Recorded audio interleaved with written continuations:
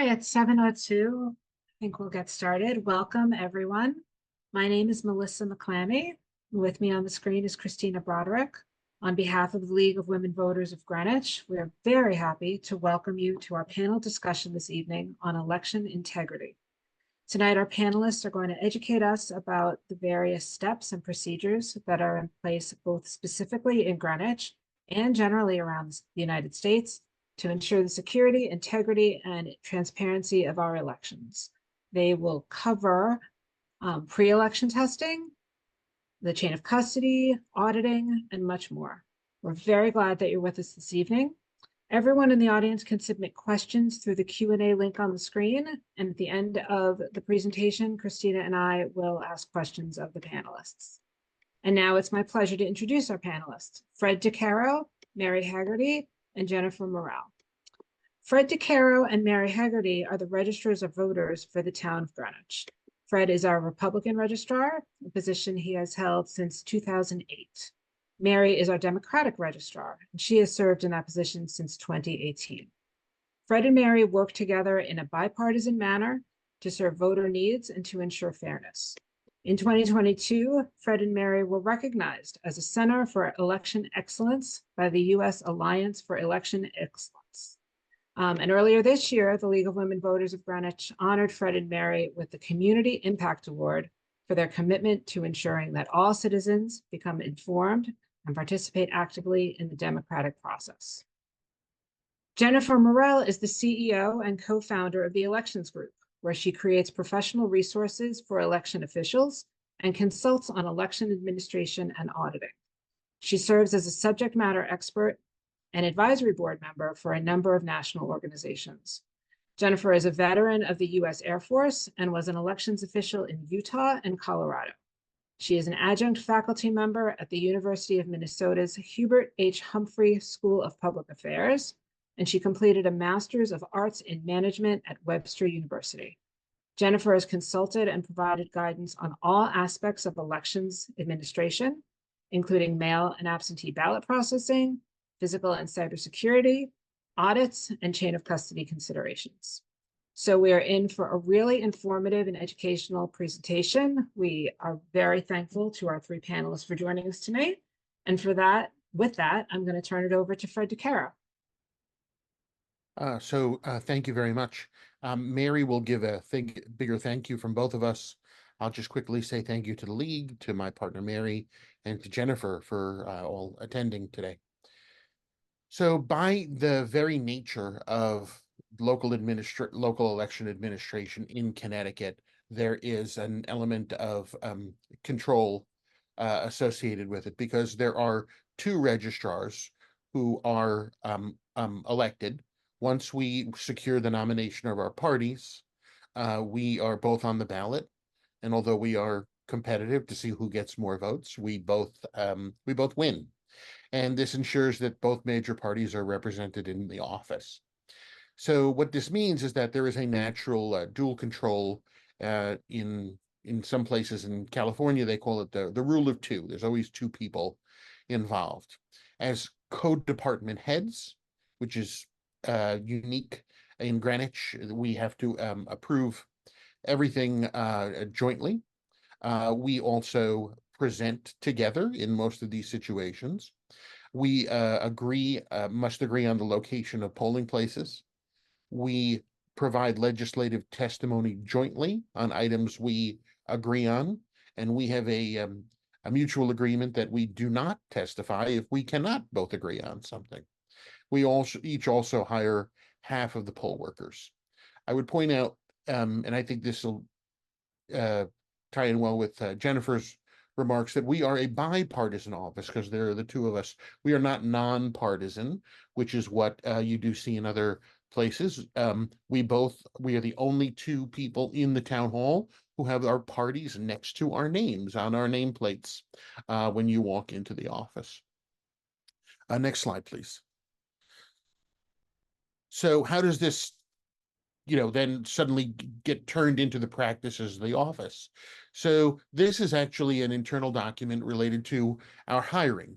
And so you can see that, and this is actually for the 2024 presidential election, you can actually see that we each hire half of the poll workers. And so the map, as we call it, shows who's responsible for each of the positions. And then we have the names of the poll workers.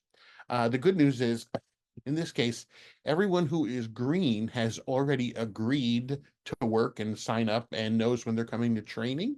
So you can see, even though we have just about 35, 36 days left, we are doing a great job in making sure all those positions are filled. Next slide, please. So this is an example of the dual control in that Mary and I sign off on everything together. So at this election, because this is our first time using early voting, we will be taking the remaining early voting ballots and we'll be bringing them to the polls on election day. So this is a form that we just built, and you'll see that in the top portion of it, besides having the seals, and we'll talk about those in chain of custody later, there are places for Mary and my signature.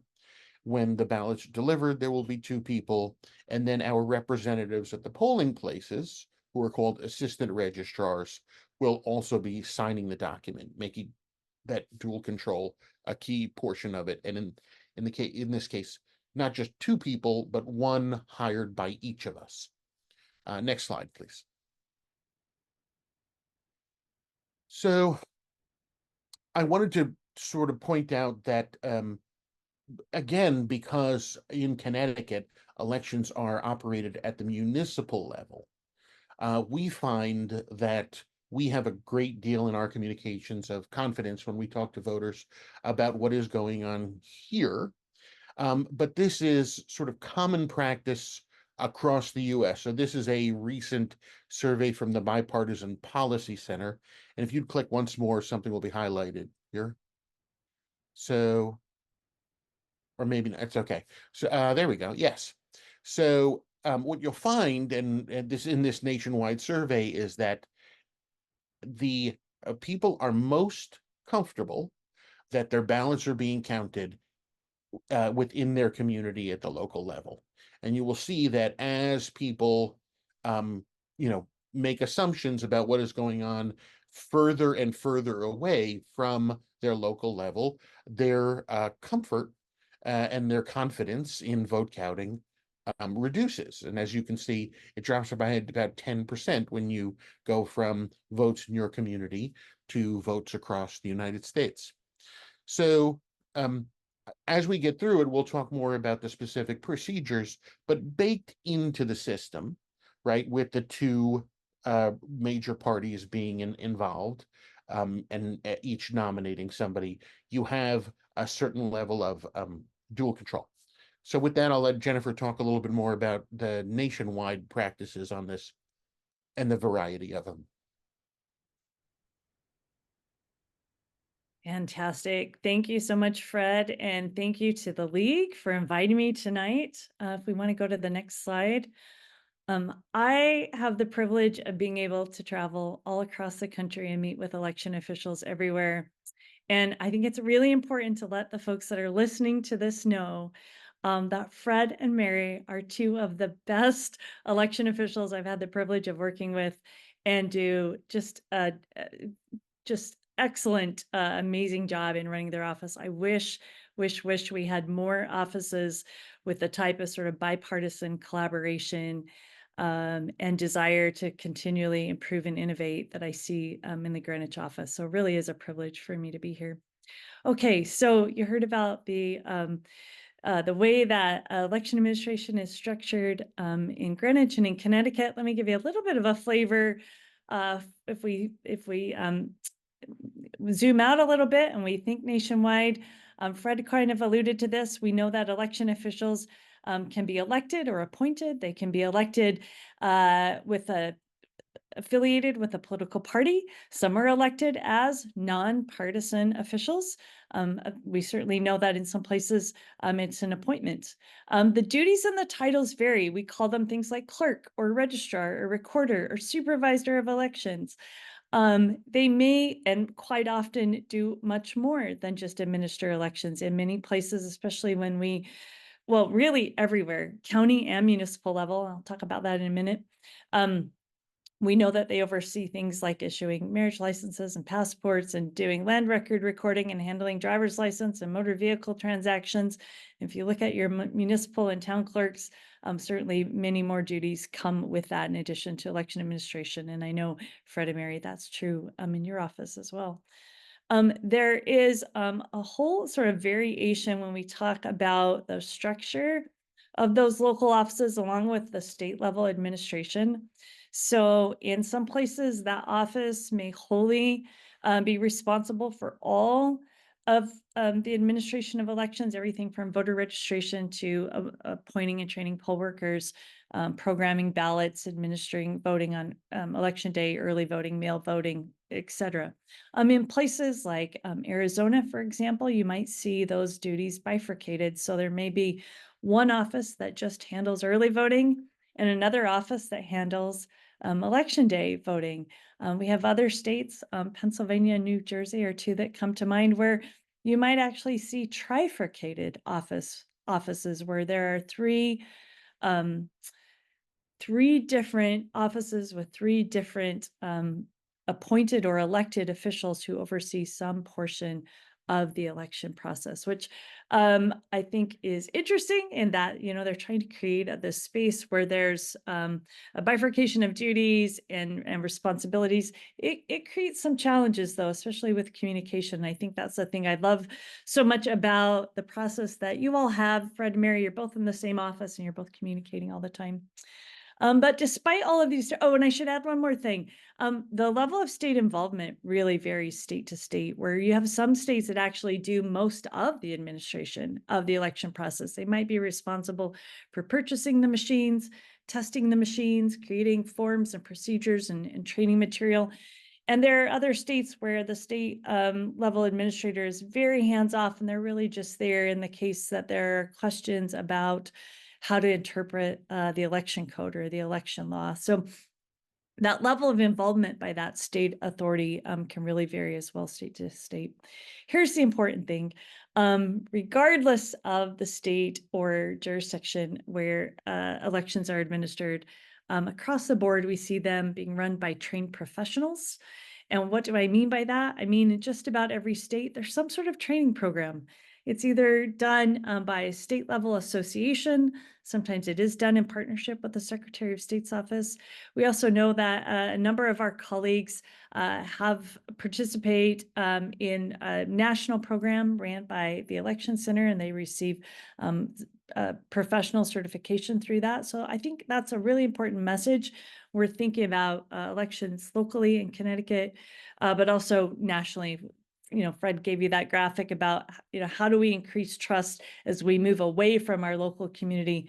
Well, reminding people that elections are ran by professionals is one way of doing that. Also, elections are ran transparently and in a bipartisan manner. So even in these different makeups that I explained, we always see them when it comes to handling ballots, handling voting equipment, programming and testing ballots. That's almost always done in two-person teams, done by bipartisan poll workers. Very rarely, if ever, do you see one individual alone doing that. Now, I should add, there are some places, Michigan and Wisconsin come to mind. I'm sure you guys see this in the New England states as well, where elections are ran at that super local level, a town clerk, small municipality where it might only be two people in the office and just a few voters. And so, it may be slightly different, but still, I'm almost certain that they're doing those really critical, important tasks together and doing it in a way that's transparent. I'm going to stop there.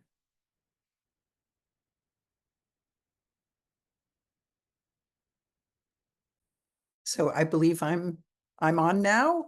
Could we have the next slide, please? So first of all, I would just like to say thank you to the Greenwich League of Women Voters for this event. It's an honor to be here with Jennifer Morrell, who is a superstar of election administration. and my counterpart, Registrar Caro, who shares my passion for all things election related. Greenwich's registrars work to provide Greenwich's voters with the best voting experience possible. Across the country, election officials are doing just that for their communities.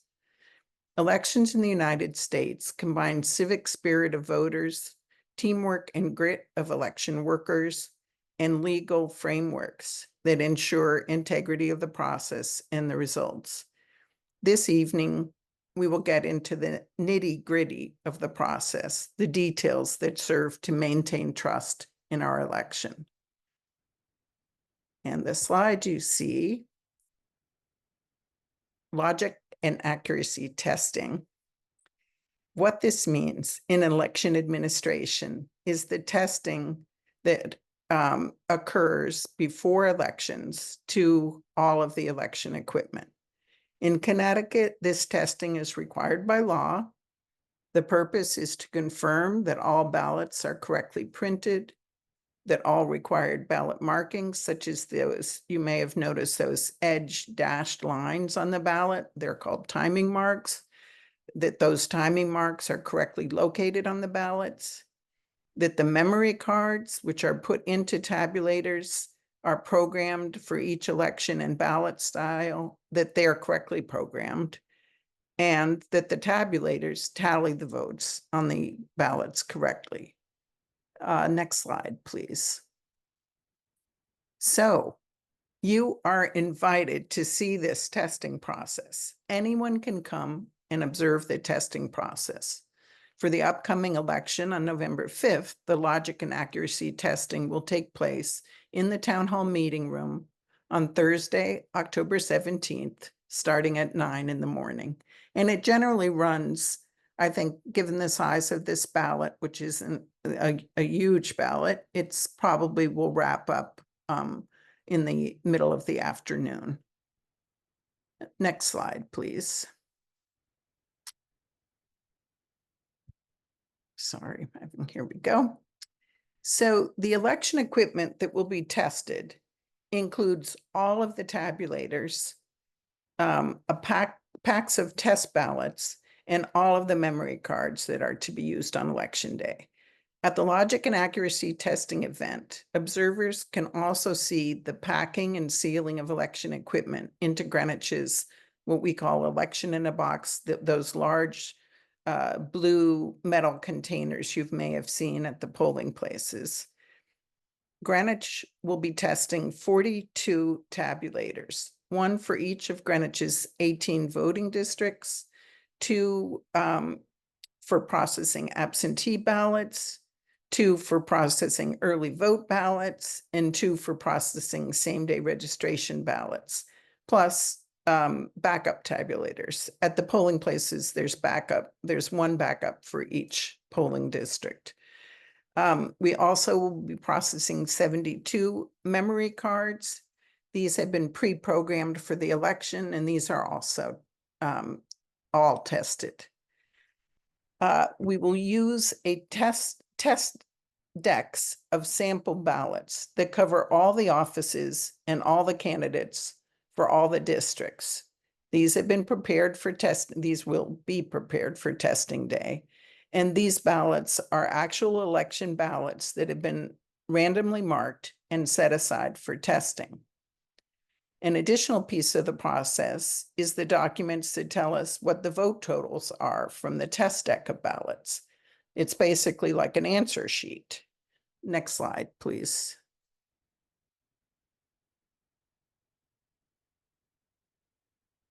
So what will happen on that day is each tabulator will be prepared for testing by it will be confirmed that it's set for the correct date and time. A memory card will be placed in the tabulator, and one of the ballot test decks will be fed into the tabulator. After feeding the test deck ballots into the tabulator will print out a tabulator tape, just like it would at the end of the day on election day at the polling place. The tabulator tape vote totals are then compared to the answer sheet to confirm that they match. And this is done repeatedly throughout the day. Next slide, please.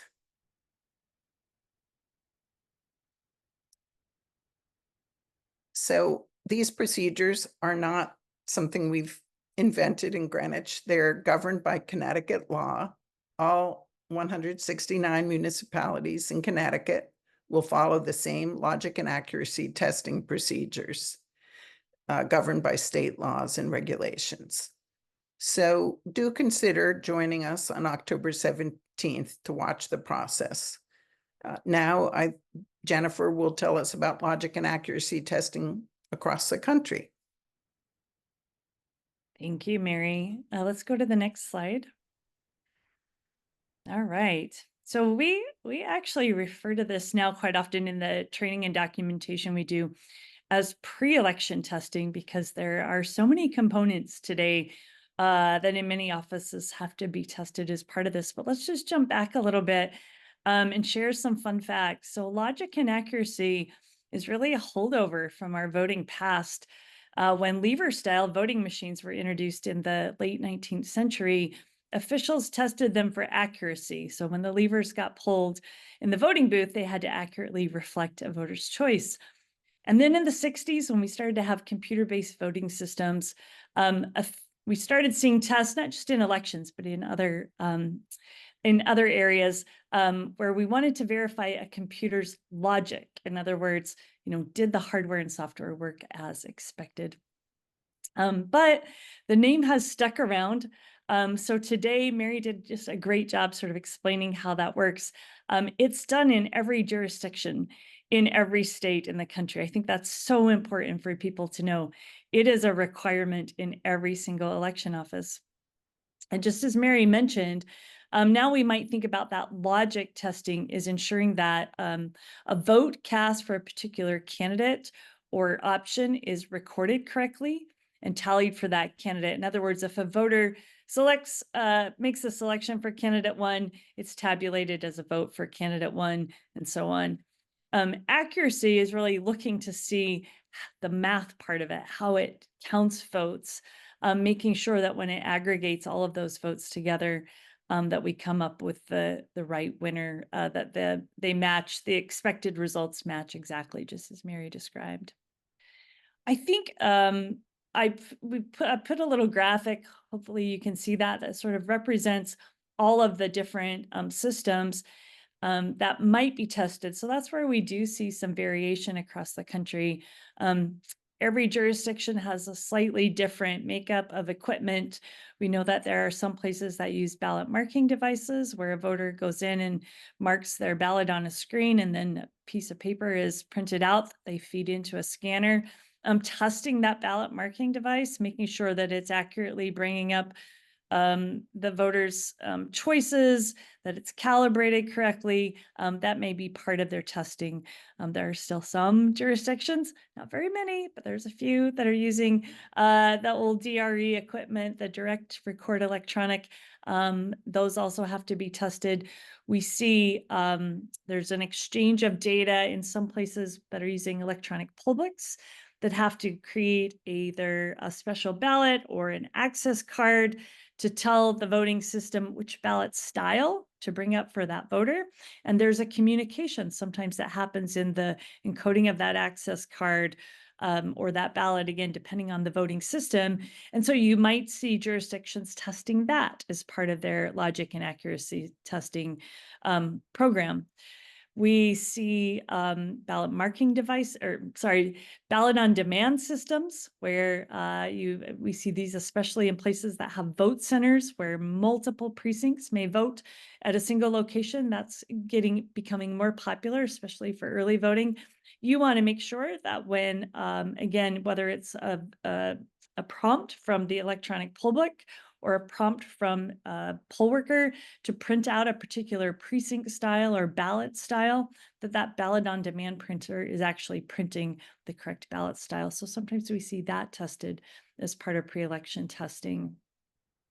And then there are other things like our election night results reporting that is so important to make sure that's tested and that's functioning accurately. And often these other peripherals e-poll book, the BOD, ballot on demand printer, the election night results reporting system, those actually aren't often required if a state has a law or a policy requiring LNA. Sometimes we don't see these peripherals being required, but often we see jurisdictions or states doing that voluntarily just to ensure, again, that even though, for example, election night results reporting platform isn't the official results, we know what can happen if bad data shows up or that data doesn't transfer correctly from the election management system or memory cards, et cetera, that are uploaded into that system. So we often see that tested. Mary invited you all to their public demonstration. I think that is such an important component of this. And we need to do a better job of really being excited about that and getting more people out. I remember the first time I had to do, when I first came into elections and did my first logic and accuracy test, and I was so excited. I did the regular public noticing that was required under the law, which was to put some terrible, very wordy, tiny font notice in my local newspaper. And I made our staff, clean up the office and get refreshments and all these things, and nobody showed up.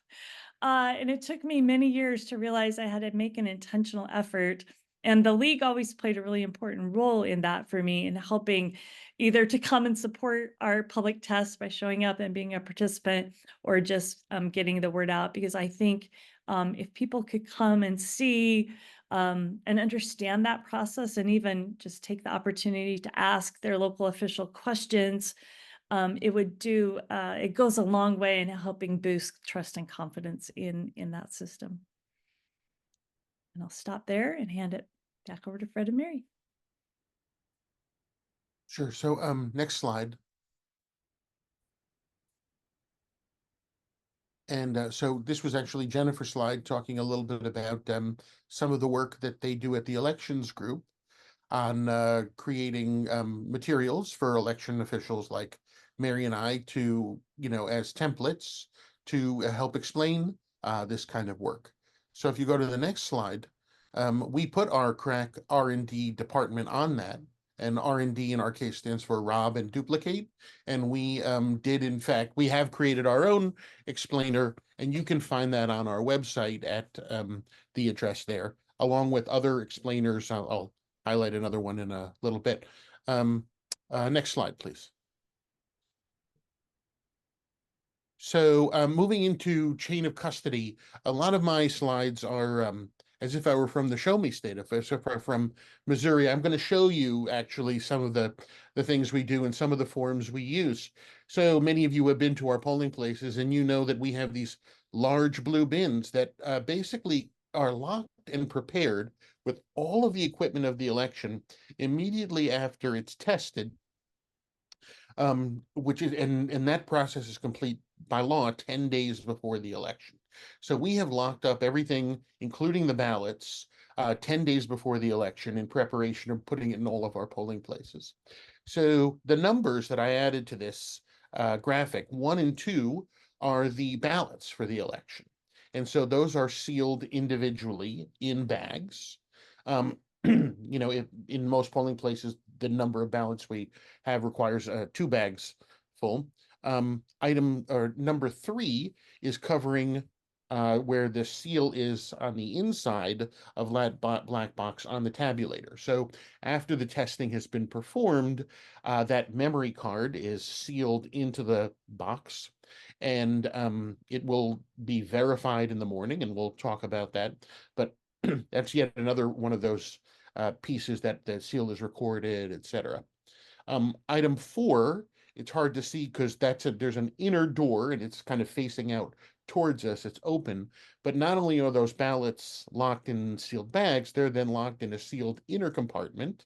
And item 4 is where that seal goes. And then all of this is put into these large bins, which are 5 feet wide, closed up. And that bin is then sealed once again on the outside with another seal. So if you'll move to the next slide, this just quickly shows that's what our testing looks like. And it is, I do hope you come, because as Mary knows and my friends know it is my favorite day of the year. It is like Christmas because it is just filled with order as we put all of this together. And that is a key portion of what we do, making certain that all of the right stuff is in all of these items, they're right containers, and it has all been tested so that once it is sealed up, folks like the good gentleman on the right-hand side can go and take that equipment and bring it to the schools and the other polling places. Next slide, please. So this is an example from testing day of from last year of the number of seals that actually go. This is just one district. So you'll see here the outer door seal, as I mentioned, that inner compartment, which was item 4, the 2 ballot bags, the tabulators, the memory cards. You see 2 tabulators and 2 memory cards because there's a main and a spare. And then there are other seals for any place which could be an input-output device on these machines. Now, not to worry, these machines are never connected to the internet. In fact, they're not smart enough to be connected to the internet. And in this case, they don't have USB cards or anything like that. They have an old-fashioned serial port on them, which really hasn't been used in a good 20 years. But those have permanent tamper-proof seals on them, and that's what those numbers are on the last few. So you'll see that after this testing, both Mary and I sign off on it. There's a space for our signatures.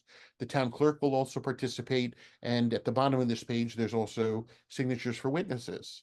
So if you come, you may be asked to sign as well. Next slide, please.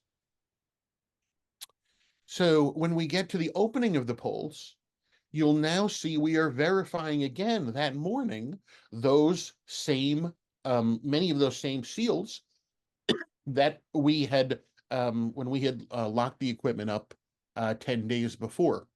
So, and you will see that the moderator and the assistant registrars at the polling place are certifying in that red box that I've highlighted down below that before the polls have opened, those seals have all been checked against the other sheets, and that the tabulator, when it's turned on, is giving us a 0 on its tape.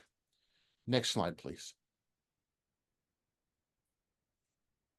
Once again, at the end of the day, those seals are double checked yet again, and the same polling officials are certifying that that material has not been broken on the memory card for the tabulator during the day. We are once again recording those seals, and we're doing it at the end of the day because there may be one final opportunity, and Mary will talk about that, which might be either a recount or an audit, where we're going to check those seals one final time. So it is a constant process of checking to make certain that none of this equipment has been tampered with. Next slide. And if you want to learn more, we also have a handout on this, which you can download, or I'll talk about it later. You can pick one up if you come to our open house, which is going to be in a few weeks.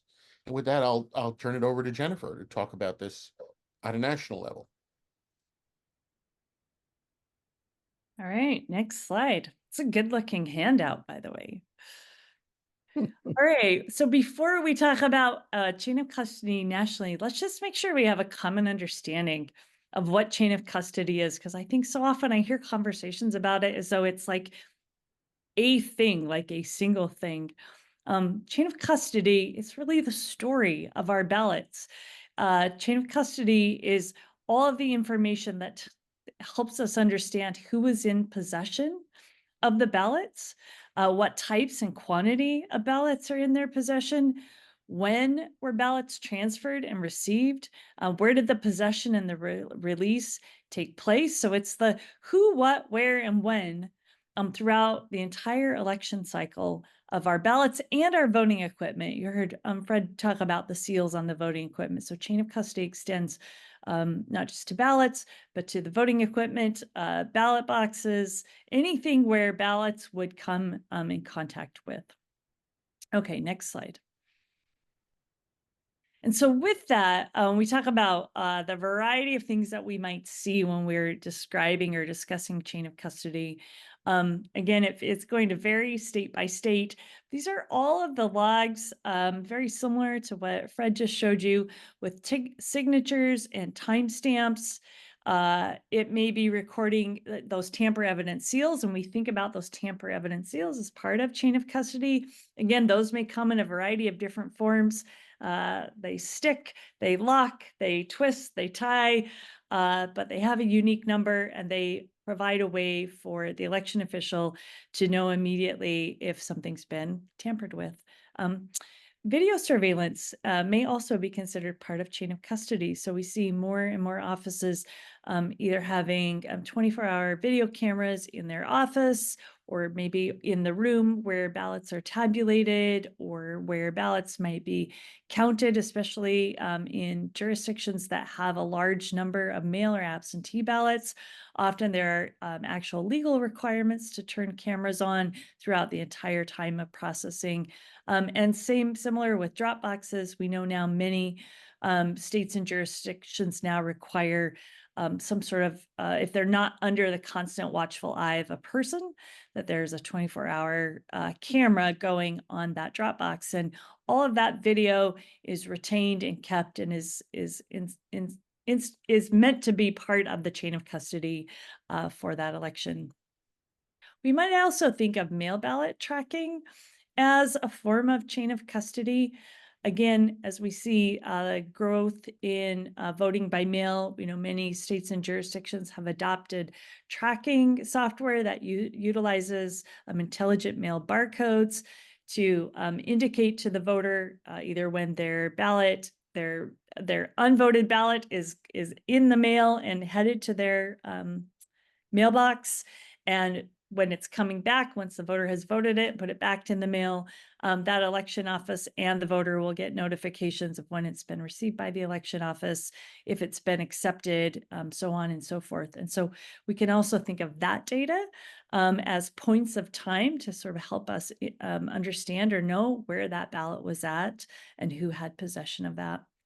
Just a few more things on, actually, next slide. Yeah, here we go.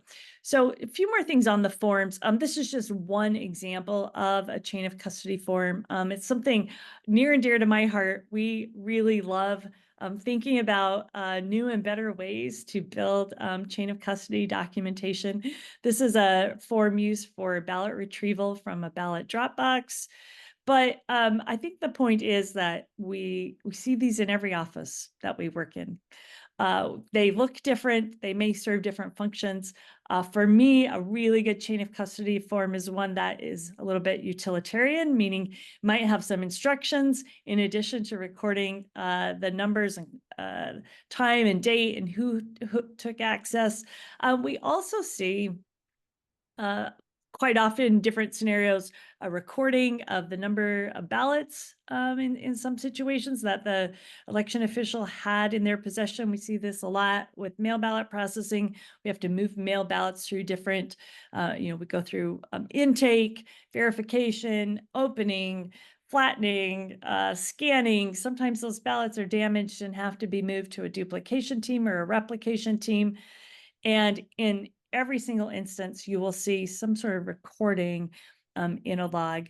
I guess the final thing I would add here too is that as the technology for inventory management and control becomes better and really more affordable, we're seeing more offices move away from manual paper forms and starting to utilize technology to do this. So it could be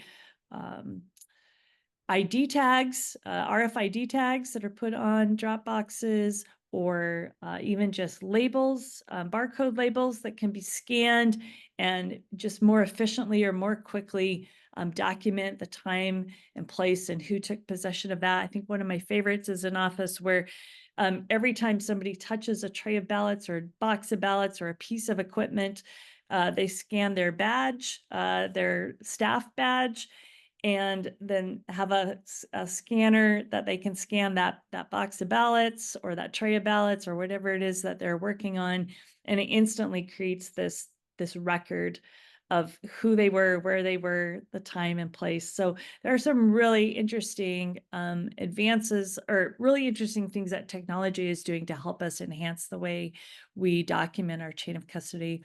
I guess the last one there, where I'm just kind of sharing what I'm seeing across the country, we're seeing more and more, especially because of some of the controversy around ballot drop boxes, we're seeing more jurisdictions send those collection teams out with cameras, so that really it's just software on their phones where they can scan the serial number on the drop box or the barcode on the drop box, take pictures. All of that instantly goes back to the headquarters, where they can see that. They know that team has been there. They know how long they were there. They can, in some cases, track them to see that they're on track, going, to the right boxes, that they're not deviating somewhere with those ballots somewhere off the expected path. So there really are some exciting things around chain of custody, but at its core, at its simplest, that documentation is so important to the integrity of our elections. And I think that's all the slides. Well, next slide, we'll make sure this time. Great. Okay, this is back to me. So we've seen the work that's done before the election to be sure that all the equipment is functioning properly for the election. Things have now moved from town hall to the various polling places, and Fred described that, chain of custody issues. And now the election is over. There is something that may or may not occur, depending, which will confirm that the equipment we tested did in fact function properly. And these are post-election audits. So what is the purpose of post-election audits? First, what they are not. They are not a recount of an election. They cannot change the results of an election, which in rare instances recounts may in fact do, but these are not recounts. The purpose of a post-election audit is to confirm that the election equipment that was tested before the election in the logic and accuracy, or we'll call it pre-election testing, functioned correctly during the election. Next slide, please. So in Connecticut, 5% of Connecticut's voting districts are randomly selected by the Connecticut Secretary of the State to perform post-election audits. Within the chosen districts, 3 of the races on their ballots will be audited. The audits occur on or after the 15th day following an election. In Greenwich, if one of our districts is selected for a post-election audit, the audit will be performed in town hall on a day and time to be determined by the registrars, and this will be publicly noticed. Next slide, please.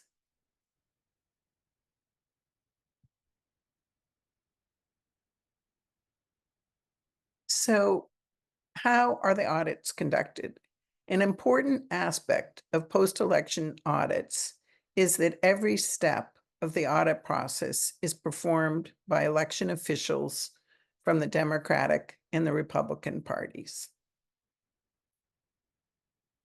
The materials have been sealed since the election. The security of the ballots that will be audited is confirmed by checking the sealed numbers.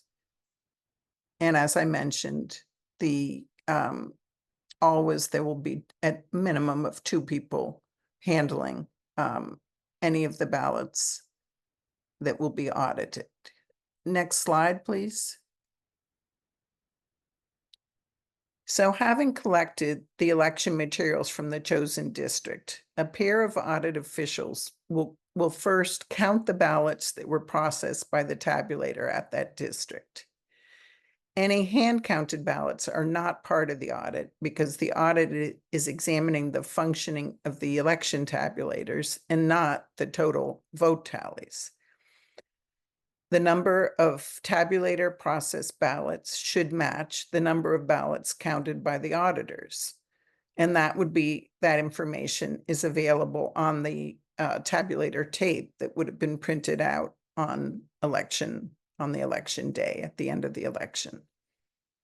So step 1, count the ballots. Those numbers should match the number on the tabulator tape from the election. And then a pair of audit officials will go through the relevant ballots and create 2 categories of ballots. Ballots with undisputed votes, meaning ballots that you can tell that the votes should have been correctly processed by the tabulator without any questions, and ballots with questionable stray markings that possibly could have confused the tabulator in some way. The votes from each of those 2 categories are then tallied.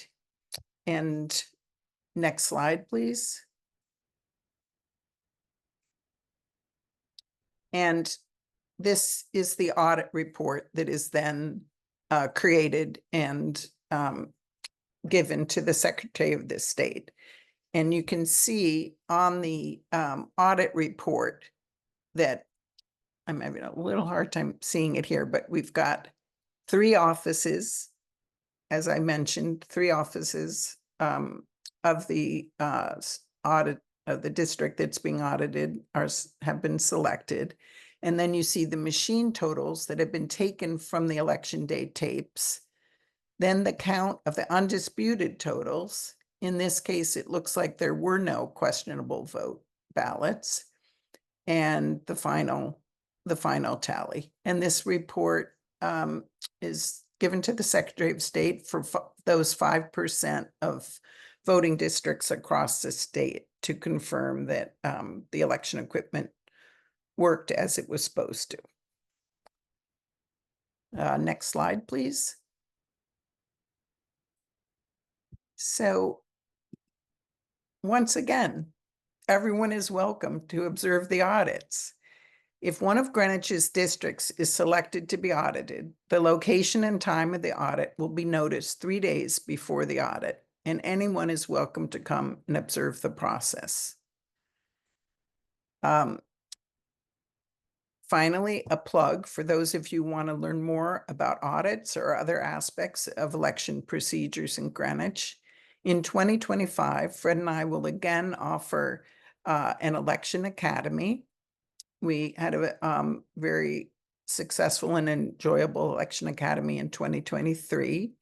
And you can see information about that on our website, and you can sign up on our website for that. And now Jennifer will tell us about audits across the country. Awesome. Thanks, Mary. Let's go to the next slide. Okay, this is really exciting. I love audits. And Mary said so many good things that I'm excited about, that I learned something new tonight too about audits here in Connecticut.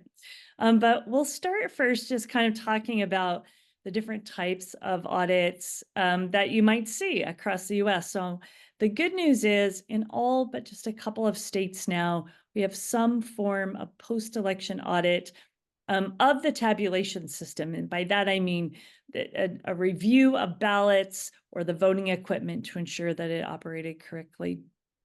So the first type, and the type that you're most likely to see, is what we might call a traditional audit or a fixed percentage audit. In 35 states, this is the case. And essentially, there's a predetermined percentage of ballots that are randomly selected and hand tallied, and that hand tally is compared to the machine counts. And we, the percentage, the audit unit, what we call an audit unit, varies state to state. So an audit unit might be a ballot, so it may be a percentage of voted ballots. An audit unit could be a precinct or district, so it could be a percentage of precincts or districts that are selected. I've even seen voting machines be an audit unit. So the requirement is a certain number of machines that were used in the election are selected as part of that audit. What that percentage is varies. I will just say there are no two states that do their audits exactly the same. So I would say at the low end is, I think, 1%, and at the high end, we might see upwards of like 10% of voted ballots that are selected for audit. The next type of audit, and hang on just a minute, let me tell you. Okay, so 35 states do this. Ohio, Oregon, and Washington actually give their counties the option of conducting a risk limiting audit, and I'll talk to you about that in just a minute. And in Kentucky, Indiana, Michigan, New Jersey, Pennsylvania, and Texas, they've all done some sort of pilot program around risk limiting audits, but still do that traditional or fixed percentage audit. Then we have 6 states, Georgia, Colorado, Maine, coming this November 2024, Nevada, Rhode Island, and Virginia that do a risk limiting audit. So what's a risk limiting audit? It's very similar actually to the fixed percentage audits I just described, except that that sample size, that initial number of audit units, that initial number of ballots or batches of ballots that are looked at is going to vary based on the margin of victory for the audited contest and the total number of ballots cast. So the wider the margin of victory, the fewer ballots will be reviewed in that audit. The tighter the margin, the more ballots will be reviewed. And if the margins are razor thin, it's probable that you might be reviewing almost all of the ballots. And that's why in 2020, we saw Georgia, who was doing their risk limiting audit for the first time, just opt to do a full hand recount because the margin was so tight. The risk limiting audits are designed to increase in scale and even escalate, as I mentioned, to a full hand count, depending on whether discrepancies are discovered. So unlike some fixed percentage audits where we might see the designated number of ballots or precincts audited, the audit just stops. In a risk limiting audit, that audit may escalate. If there are enough discrepancies discovered, the audit would require more ballots to be examined and reviewed until we felt confident about the outcome. But that's not exclusive just to RLAs. There are states that actually do, in state statute, say if a certain number of discrepancies are discovered during the initial review in a traditional or fixed percentage audit, there is a requirement to draw a larger sample size. Okay, so that's sort of this human review of ballots, and there's a lot of value in that. We also know that there are a handful of states that do something that we call a transitive audit, or in Florida, I think they call it an automated audit. And essentially what's happening is they're using machines instead of humans to confirm the accuracy of your results. And that sounds a little counterintuitive because the whole reason we do an audit is we want human beings involved in reviewing these ballots and ensuring that the voting system interpreted those correctly and tallied those correctly. But in a transitive audit or an automated audit, essentially what we're doing is those jurisdictions that do that type of audit are rescanning all of their ballots on a different voting system. And they're comparing the results to make sure that they match. And so let's see, do I know? Jennifer, if I could just interject. So in Connecticut, registrars have the option of doing that by bringing their ballots to the Secretary of State's office and using a completely separate type of equipment. But in Greenwich, we always prefer to do the hand count. Great. Yeah, it is absolutely a valid form of audits. I was just looking to see if I had stats. I know that there are some jurisdictions in Washington that do that. I know it's an option in Florida, and there are some jurisdictions doing it there. Good to know that that's the case in Connecticut as well. I'm sure there are some others I'm leaving out. Last thing I want to mention, if just look at the last couple of bullets on the slide, is there are other types of audits that we see happening both officially and also unofficially. And we often refer to these as process audits or procedural audits. So there are a number of states either pre-certification or post-certification that might be going back. And for example, I see a lot of these around mail ballot validation, especially in states that have due signature verification as a way to validate that mail ballot. There may be an audit process where an independent set of examiners looks at that ballot and that signature to see if they would make the same decision as the original verifiers. We also see more and more states doing ballot reconciliation, ballot accounting type audits. And Mary, I was so excited to hear you mention that. That just warms my heart that you have to do that count and verify that count as part of your audits. I think they should go hand in hand, but in many places it's not a requirement. But we're seeing more jurisdictions and states, even though it's not the law, are not required to do that sort of reconciliation or accounting prior to their audits. And then there are a handful of states that are actually rerunning their logic and accuracy testing, of their pre-election testing of their voting equipment, performing all of those tests again post-election, either in lieu of an audit or in addition to the audits that they are doing. A couple of other things that happen around audits outside of the election. There are a number of jurisdictions now that will do audits of their shape files or their voter district, their precinct assignments, making sure that they've actually put the voter in the correct precinct where they belong. And with all of the attention around voter registration and eligibility and list maintenance, I know that there are a couple of states this cycle that are doing some internal sort of audits or reviews of their voter registration lists and database, really as a way to provide evidence or documentation that the system's working the way that we're communicating that it's working. And that's one of the added benefits of doing an audit that we often don't talk about, is that by performing that, I know sometimes audits, we think of those as a negative word, think about tax audits or other types of audits. But for an election office, it's a really positive thing.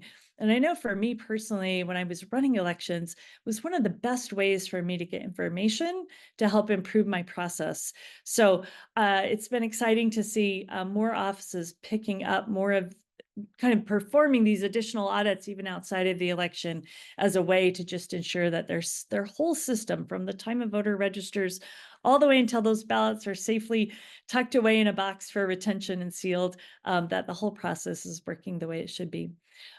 Just finally on this slide, going back to our tabulation audits, I would say the one real big variance is whether that audit takes place prior to the election or prior to canvass and certification or after canvass and certification. And I would add a really good principle or practice is to do it prior to certification. We really want to know before we certify that election that everything was operating correctly and performing accurately. Next slide. So if you want to know more about audits across the country, I've got, I don't have it on this slide, but on our website at electionsgroup.com, we do have a series of reports called Exploring Audits. You can learn more about some of the workshops and research and things that we've done. One of the things that we discovered over the last couple of years, we've really been focusing on this. We've been inviting election officials in to sort of think about audits and how we can use them better. And one of the things that we found is that very rarely, a lot of offices, as I said, are doing election audits. All but like 3 states now have a post-election audit requirement, but very few are reporting on their audit. So again, Fred, Mary, like kudos to you. I wish I could just clap that you create this report that's made public. We've created a set of report templates that offices can use, not only to report to voters and to the public that the audit took place, but to try to do it in a way that might be interesting for people to read, both about the results of the audit as well as the process that took place. All right, next slide. So you guys asked me to talk a little bit about emerging issues as well as artificial intelligence. So I've kind of combined those all into one slide. artificial intelligence, AI, right? It's you're seeing and hearing about it everywhere. At least I know I am. It's in my news feed all of the time. I think as early as like last summer, last spring, we were talking to election officials about it. And when we talked about deep fakes, when we talk about deceptive messages, videos or audio that were either just flat out false or used, meant to cause harm, they were still. There were still ways to detect if something was a deep fake, right? There were little things, little clues that you could pick up on if it was a video or a still picture or an audio that sort of let you know that this wasn't a true source. That's not the case anymore. AI has become sophisticated enough even today that those deep fake videos are believable, those deep fake pictures are believable, and deep fake audio messages are absolutely believable. We've done a number of tabletop training exercises to sort of illustrate how that works by taking the known election official, a secretary of state or a local director, and essentially cloning their voice using AI technology, and then creating a video with that official saying something that they would never, ever say, that, false messages about the election. So certainly it's a concern.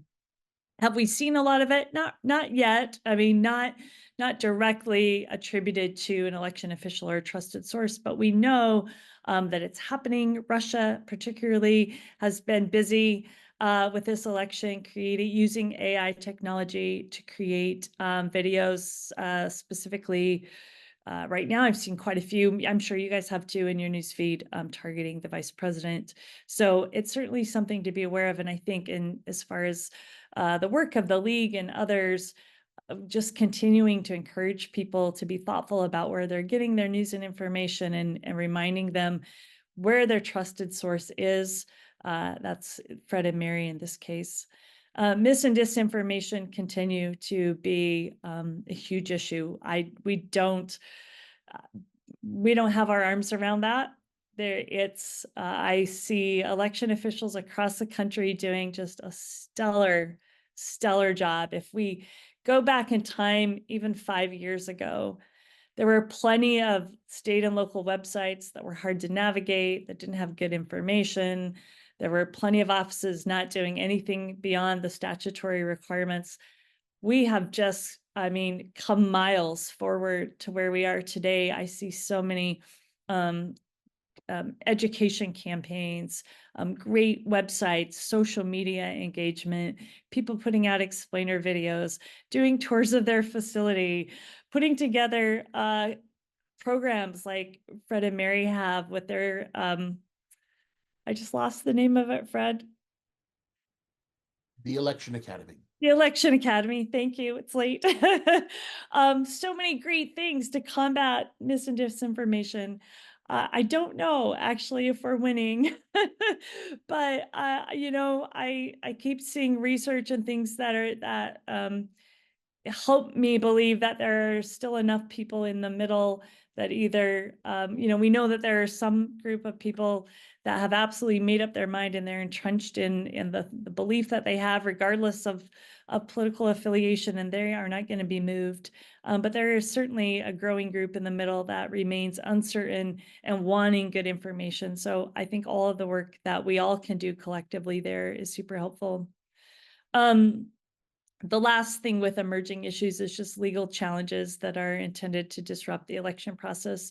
And right now it looks like that is primarily focused around eligibility and voter registration. In 2020, there was so much discussion about the integrity of the voting equipment, and I think there's still some of that.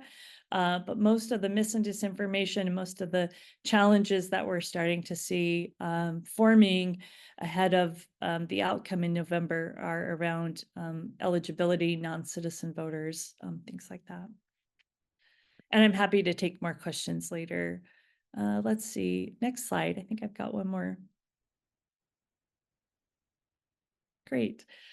So there's all the scary stuff about AI. Oh, and I didn't mention just on the cybersecurity, in the cybersecurity realm, I mean, AI really has made detecting, phishing emails and phishing campaigns a lot more difficult. AI certainly makes the sort of scope and scale of bad actors wanting, it's increasing their scope and scale of being able to deploy malicious code, malicious content to, do things like ransomware attacks, things like that, which we continue to see growing not just in the public sector, but in the private sector as well. However, I want to just say there are, I hope somewhere in the future, some good uses of AI. We actually put a guide together. Again, it's on our website. It's geared towards election administrators, but it might be interesting for some of you that are participating. And just thinking, one, it's a good primer for what is AI and just understanding how it works and how it's used. I know that technology is evolving, so I'm sure like a year from now, everything in this explainer is probably going to be obsolete. But right now, we feel really confident about the information that we've put in there. But we also have spent time as we've been going around to different election conferences, really trying to understand some of the gaps in local election offices. Despite some of the federal money that you may have heard about over the last few years, election offices continue to be understaffed and under-resourced. I can't tell you how many offices I go in. They just don't have enough space, and they don't have enough people to do the work, and they don't have enough people with the right skills to do the work. And so we need to continue to push for state, local, and federal funding in that area across the country. But we've talked to election officials about some of those gaps and tried to think creatively about ways that AI might be able to help in filling those things. So this has nothing to do with voting. We're just thinking about the day-to-day administrative tasks, things like creating a PowerPoint for a public presentation, or creating some images for social media, or quickly analyzing legislation during the legislative session. I'm sure those of you that are active with the league know, and I know Fred and Mary know, as bills are changing, it'd be tough to keep up with those. We've actually done some really great tests. AI tools are really good at analyzing those and telling us what has happened or changed in the different iterations of the bill. So anyway, I won't spend any more time on that, but if you're interested, there are some positive things in there, and there's a whole little list in there of ways that AI might be used for good. So I want to make sure I leave on that positive note.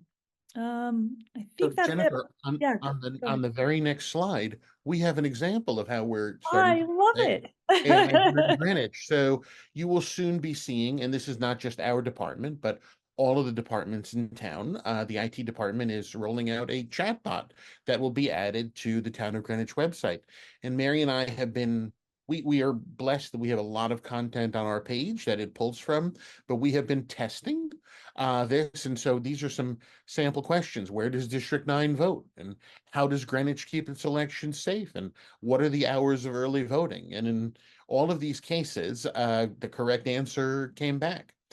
We are especially focused on this for what we do, and making sure it points to the right information, because we do not want to give the wrong answer on important things like what kind of ID may you need if you go to the polling place, etc. So for some of these, we are specifically telling it what the page should be, but for the most part, we are, the AI is, we hope, going to give us some more opportunities for people to ask their questions in a whole language method right on the town website.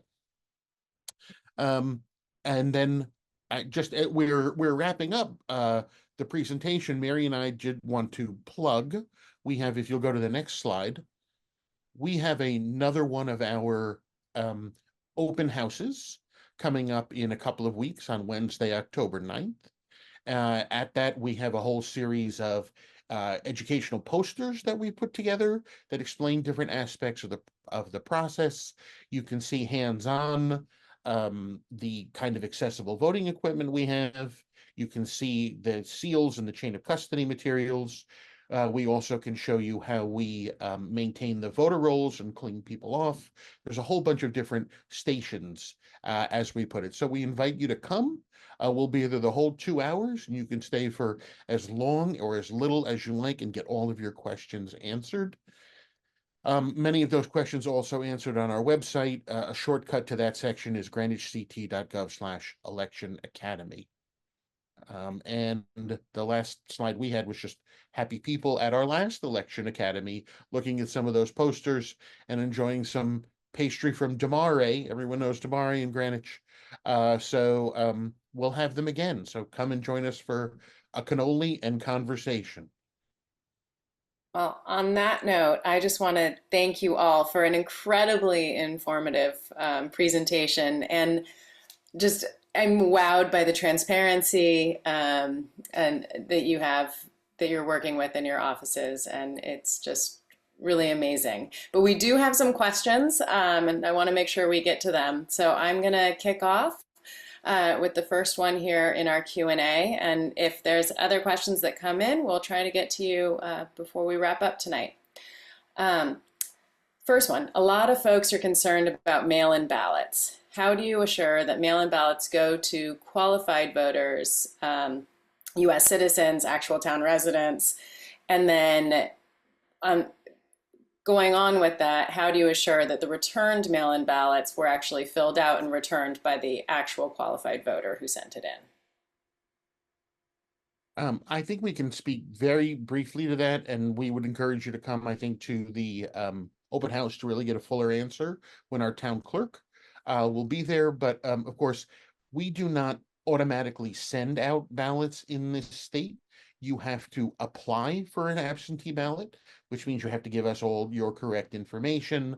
Okay, the ballot is then sent out, and it is returned to us with your signature on the outer envelope, certifying that you swear you are the person signing under penalties of perjury. I will say that there may be an expansion. As you know, there is a ballot question, and Mary has heard me talk about this a lot. As we think through that, there is a tension in the election world between access and security, and anything we do to create additional access, we should also be focusing on what the corresponding additional security is. We have a question about the voter roll, which Fred, I think you just mentioned at the end when you were talking about the open house that you'd be hosting. Question is, it's got a few parts to it, but how often is the voter roll updated in Greenwich? When was the last time it was updated? And how comfortable are you that the voting roll accurately reflects exactly the people who should be voting in Greenwich, that we don't have any non-residents or people who have passed since the last election? So the voter roll was updated today, and the voter roll is updated every day. And that is, there is quite a bit to that, and I do encourage you to come, but to give the most concise answer, there are a variety of tools on a daily basis. We use obituaries, we use reports from both our local town clerk, and now we are getting a statewide death report in order to remove people. But the most powerful tool we have is an annual canvas where we use the National Change of Address system. We use, in some cases, direct mail to people, and we are specifically able to target and inquire about people who have not voted in 2 consecutive federal elections. That is the great catch-all. In the sense that's a way, if somebody has not filed a change of address, etc., if they're no longer voting for a period of time, that is one of the ways that we're able to most strategically clean the list. So I'm very happy with our process and the amount of work we do with that on a daily, weekly, monthly, and annual basis. Mary, did you want to add something? I was just going to mention that if you look at the numbers of registered voters at the beginning of the canvass period in January, and then at the end of the canvass period in May, you'll see that the numbers are significantly less, usually by several thousand voters. And that is largely because people who have moved out of town that we have no knowledge of haven't voted in these last two federal elections, and they're moved to an inactive status on our voter rolls. And Melissa, can I just add what Fred and Mary both just described is this same process we see in just about every state across the country. That voter database is dynamic. It's changing, as Fred said, daily, weekly, monthly. People are being added, updated, made inactive, removed. State death records are being checked. We're checking against the Social Security death index. Those transactions are happening constantly, and that process of verification is the same. Again, might be in different order, it might have different terms, but that's essentially the same process in every single state. All right, we have another question. According to very recent statistics, 41.3% of the voters in Greenwich are unaffiliated or other parties, 29.8% Democrat, 28.9% Republican. What are the chances that Connecticut voting practices will ever be changed to give the unaffiliated equal citizenship as it relates to voting, representation in the registrar's office, state level election positions, etc.? And they say not suggesting that the process isn't trustworthy, but it's not serving all parts equally. So Fred. all right, I'll go quickly then. So first of all, I think the key point is not so much that we represent different parties as that we are friendly adversaries. Like we are definitely checking on each other. Now, it is possible to have more registrars, and there have been towns in Connecticut that have had 3 registrars at one time. You can have an additional person who runs for the office. If they outpoll either Mary or I, they also become a registrar of voters. Okay. So that doesn't preclude the 2 parties, it just adds a third. So Hartford, for I think 6 years, had a third-party registrar from the Working Families Party, and New Canaan had one from the Green Party for 2 years. So it does happen. But I think if you come to our office or you come to our open houses, we are, of course, telling you our parties here. But when you walk in the door, there is no discussion of politics in those offices, and you will find everyone is treated exactly the same. Mary, did you want to add to that? No, thank you, Fred. Okay. So we have another question from somebody who's watching the webinar who says, I've seen news items about a party assigning people to go to polling places and challenge voters or observe, quote unquote, voting without the okay of the poll workers. What is being done to keep this from causing chaos? Well, so that's the Connecticut law does not provide for observers in polling places. There is a possibility for a party to create some would think of them as challengers. They're actually called unofficial checkers. It is not something that we utilize in Greenwich. And what we do use those unofficial checkers for here is the parties work with us, and we share data to them and to any other interested party who signs up using electronic poll books, which allow us to know every minute of the day who has voted, who has not voted, how many ballots, have been given out, etc. You can, however, observe the end of the night procedures by coming into a polling place, and you can observe the absentee ballot process. You can observe the early voting counting process, and you can always come and observe recounts, recanvasses, as they're known in the law, and audits. But Connecticut does not have polling place observers per se.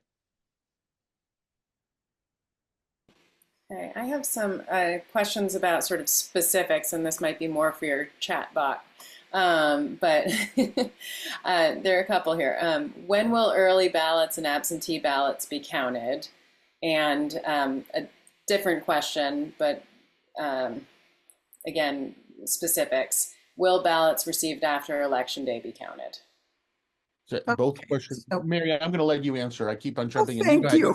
Because you also do all our absentee ballot stuff. Yeah, so those are both Election Day activities, and they will, early voting counting will occur in the cone room on the second floor of Town Hall first, and absentee ballot counting occurs on Election Day. It's not allowed to begin until 10 a.m. on Election Day. So we're hoping to take care of the early voting counts and then move into the absentee ballot counting. But no ballots that arrive after Election Day in Connecticut. I know it varies across states, but in Connecticut, your ballot must be received by 8 p.m. on Election Day. And the town clerk, who's in charge of receiving the absentee ballots, will be checking. Greenwich has, well, 3 ballot boxes. The one that most people know of outside of Town Hall. There's one inside the Town Hall lobby, and there's also one in the police station lobby. And those will be checked at 8 p.m. on election night to collect any last ballots that have arrived. But after that, no ballots are received. We have a question about ballots. How do you calculate the number of ballots you will need for an election? And what happens if you don't have enough ballots? Now, Mary's assistant texted me 2 minutes ago and said, Fred, please let Mary answer more questions. So I'm going to let Mary answer this one. So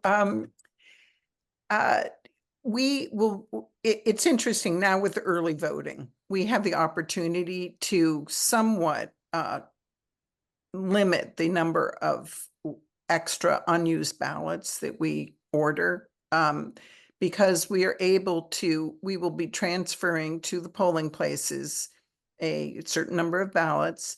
And then as we go through the early voting process, we will find, I'm quite confident that we'll have leftover ballots that haven't been used in the early voting process.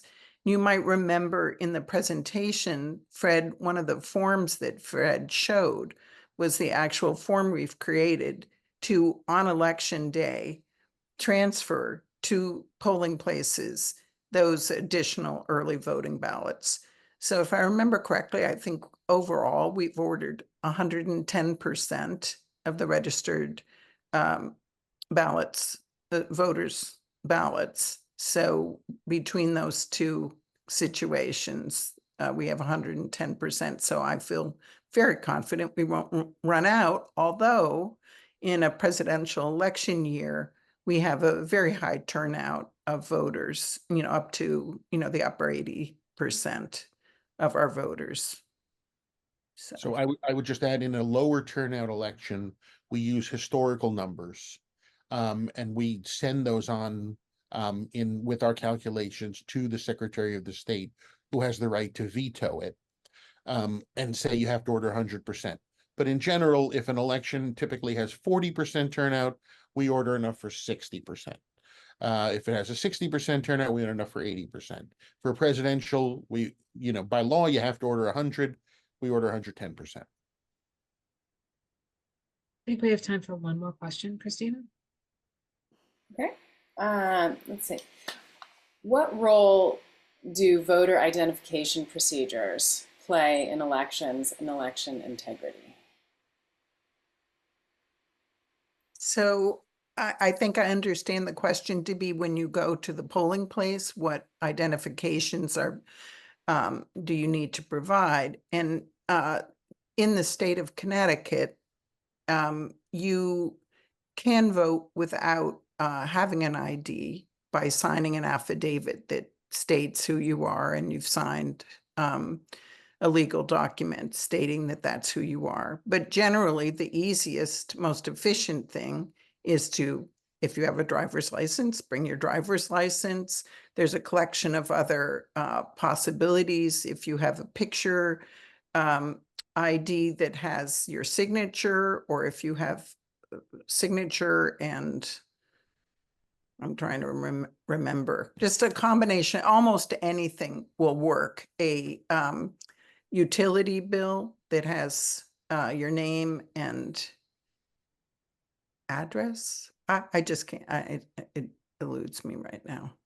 But So let me, if I might just supplement that. So while it is true you can vote by signing an affidavit saying you are who you are, we track those and the number of people that have do that, and it is a fraction of 1% of the voters. So on average, for instance, we'll have 34,000 voters in this election. We may get 50 of those in total, and they are not from a specific party. They are completely across the board. it's the jogger who's jogged into the polling place with no ID on them. This has really been wonderful and very informative. And we want to thank all of our panelists for the time and the time for this panel, but also the time that you give to serving the public as election officials and training and assisting election officials. We also want to thank all of the people who came to watch the webinar. I hope you all found it interesting and informative and educational. And please know that this webinar was recorded, and we will post a recording on the League of Women Voters of Greenwich website. So with that, say thank you and good night to everybody. Thank you. Thank you. Good night. Thank you.